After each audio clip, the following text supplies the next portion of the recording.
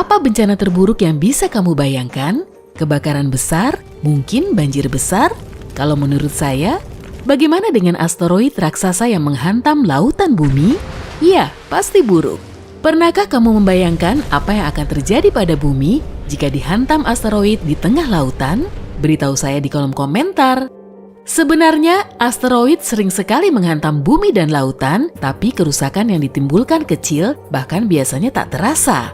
Ini disebabkan ukuran asteroid yang kecil dan atmosfer bumi telah memperlambat lajunya. Namun, makin besar ukurannya, makin besar juga ancamannya. Saya akan membahasnya lagi nanti. Pertama, saya akan menjelaskan tentang bebatuan ruang angkasa yang misterius ini agar kamu mendapatkan gambaran yang jelas.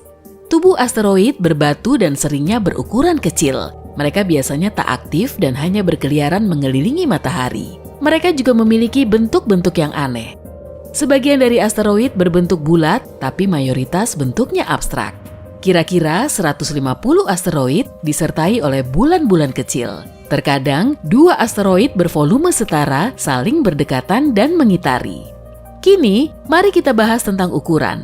Ratusan ton debu dan partikel kecil menghantam bumi setiap harinya. Karena mereka sangat kecil, kita tak bisa melihatnya dengan jelas. Baru yang besarlah yang memberi dampak nyata pada bumi. Lebih kurang sekali setahun, sebuah asteroid seukuran mobil menghantam atmosfer bumi, kira-kira seukuran antara Honda Civic dan Ford F150. Asteroid itu berubah menjadi bola api besar dan terbakar habis sebelum menyentuh permukaan bumi. Meski batu berdiameter 24 meter memasuki atmosfer kita, kemungkinan besar ia juga akan terbakar habis sehingga dampaknya kecil, mungkin juga tidak menimbulkan kerusakan sama sekali. Setiap 2000 tahun, sebuah batu ruang angkasa, sekitar sebesar lapangan bola, menghantam bumi dan dapat menyebabkan kerusakan hebat. Asteroid manapun yang berukuran sekitar 0,8 km akan menimbulkan dampak serius di area yang dihantamnya. Dan asteroid yang lebih besar dari 1,6 km akan menimbulkan kerusakan yang terasa di seluruh dunia. Setiap beberapa juta tahun sekali, sebuah asteroid yang sangat besar mendekat dan menjadi ancaman bagi peradaban bumi. Kita bisa melihat dampaknya dari kawah-kawah yang mereka bentuk di seluruh permukaan bulan, bumi, dan planet lain dalam tata surya kita. Jadi, tampak jelas kita telah dihantam asteroid beberapa kali. Menurut NASA, ada asteroid sebesar 938 km yang berada di sabuk asteroid di antara planet Mars dan Jupiter. Tapi yang menarik, mereka bukanlah ancaman bagi planet kita. Bebatuan ruang angkasa yang misterius ini punya beragam ukuran dan diperkirakan masa keseluruhannya agak lebih kecil dari bulan bumi. Pada dasarnya, kita sudah dikelilingi mereka. Mari bayangkan sebuah asteroid menghantam bumi. Kita tahu ini akan menyebabkan kerusakan, tapi seberapa besar? Itu tergantung pada ukuran asteroid dan area dampaknya. Cara terbaik untuk mencari tahu itu adalah dengan perjalanan singkat melintasi sejarah. Sekitar 66 juta tahun lalu, saya belum ada saat itu, sebuah asteroid berdiameter sekitar 15 km menghantam bumi. Peristiwa ini meninggalkan kawah benturan yang kini kita kenal sebagai penabrak Chicxulub. Saat menghantam bumi, ia menimbulkan kerusakan yang sangat besar. Agar lebih jelas, energi yang dilepaskan benturan itu sama dengan 10 miliar ledakan atom. Saat menghantam, ia membentuk lubang seluas 100 km dan sedalam 31 km, meninggalkan sebuah kawah yang sangat besar baik di darat dan di laut. Benturan itu menyebabkan tsunami raksasa dengan gelombang setinggi 100 meter. Karena asteroid itu menghantam bumi di area air yang relatif dangkal, gelombangnya cukup kecil. Tapi jika ia menghantam tengah samudra, diperkirakan gelombangnya akan mencapai tinggi 4,8 km. Wah, tinggi sekali! Awan abu, debu, dan uap yang membara menyebar dari kawah saat asteroid itu menembus ke tanah. Partikel dan serpihan dari benturan itu keluar dari atmosfer bumi. Seraya bumi ini berotasi, serpihan itu masuk lagi dan menyebabkan kebakaran di bumi. Lalu gelombang kejut raksasa memicu gempa yang disusul letusan gunung berapi. Debu dan partikel menutupi seluruh permukaan bumi dan menghalangi sinar matahari selama beberapa tahun, mungkin bahkan beberapa dekade, sehingga suhu turun drastis.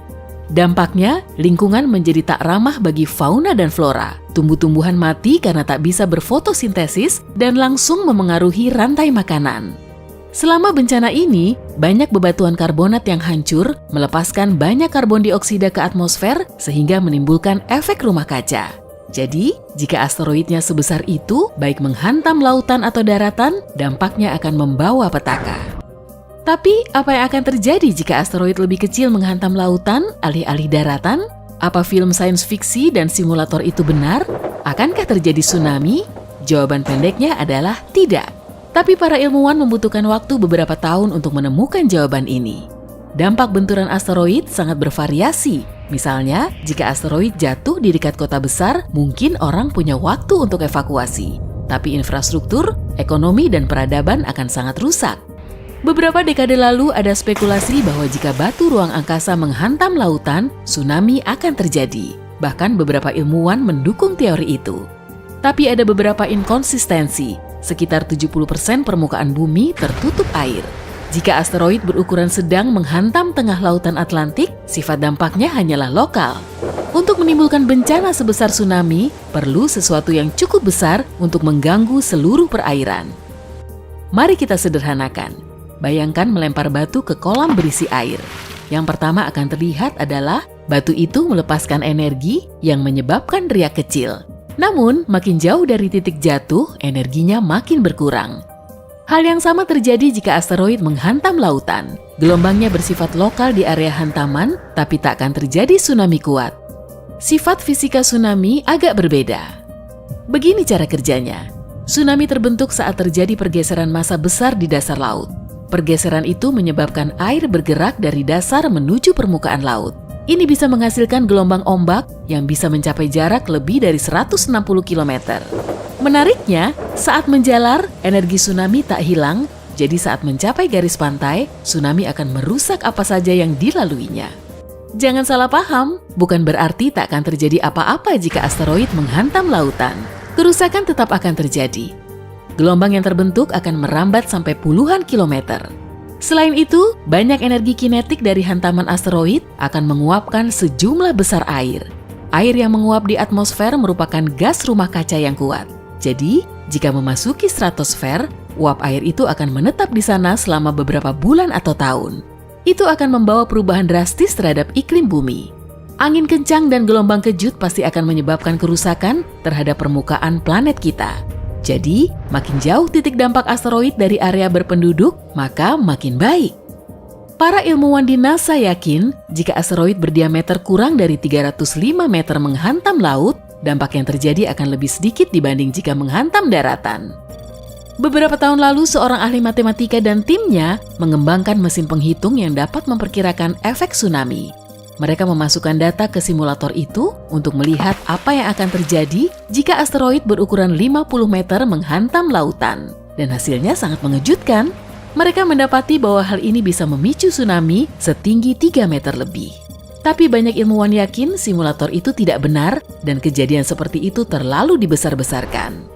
Menurut sebuah kajian yang diterbitkan Jurnal Ilmu Bumi dan Planet, para periset juga menemukan sesuatu yang membantah simulator itu. Ada kawah besar di dasar lautan di lepas pantai Chili. Kawah ini bernama Eltanin Impact yang terbentuk lebih dari 2 juta tahun lalu. Sebuah asteroid berdiameter sekitar 1,5 km menghantam daratan dan jatuh ke laut. Menurut hasil temuan, kejadian ini tak menimbulkan tsunami. Dan asteroid ini jauh lebih besar daripada yang digambarkan dalam mesin penghitung tersebut. Saat para peneliti mempelajari simulator tersebut lebih seksama untuk mengetahui kenapa hasil hitungannya sangat tidak realistis, mereka menemukan akar masalahnya. Alat ini didasarkan pada prediksi yang salah tentang cara gelombang memecah lautan. Salah satu modelnya bahkan menggambarkan tinggi gelombang yang melebihi kedalaman lautan, itu mustahil secara fisika. Yang sebenarnya akan terjadi adalah sebuah gelombang besar akan terbentuk di area benturan di lautan, tapi gelombang itu akan segera pecah sehingga energi gelombang itu akan berkurang seraya merambat menjauh. Saat ini, NASA dan beberapa organisasi lain sedang mencoba melacak dan mengenali asteroid yang berpotensi mengancam bumi. Kini, kita punya pemahaman yang lebih baik tentang apa yang akan terjadi jika batu ruang angkasa menghantam lautan. Oleh sebab itu, kita mungkin juga punya kekuatan untuk mendorongnya menuju target yang akan menghasilkan dampak kerusakan terkecil, misalnya di tengah lautan. Hey, jika kamu mempelajari hal baru hari ini, Tekan tombol suka pada video ini dan bagikan dengan teman. Berikut beberapa video keren lain yang pasti kamu suka. Cukup klik video di sebelah kiri atau kanan, dan ingat, tetaplah di sisi terang kehidupan.